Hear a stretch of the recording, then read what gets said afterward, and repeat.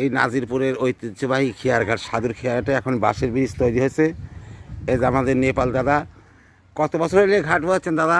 মোটামুটি 50 পার হয়ে গেছে।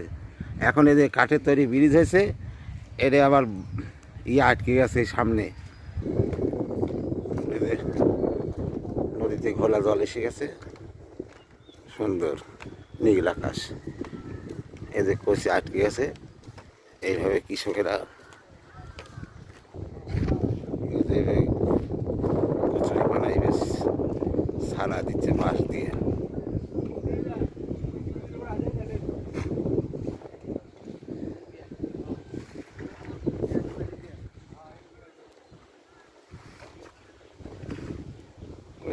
কচুরি পানা একবার আটকে গেছে।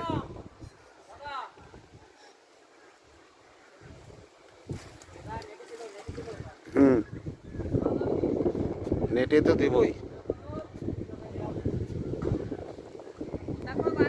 কথা তো বলেছি, সব দিক দেখাচ্ছি সুন্দর করে নদী টদী।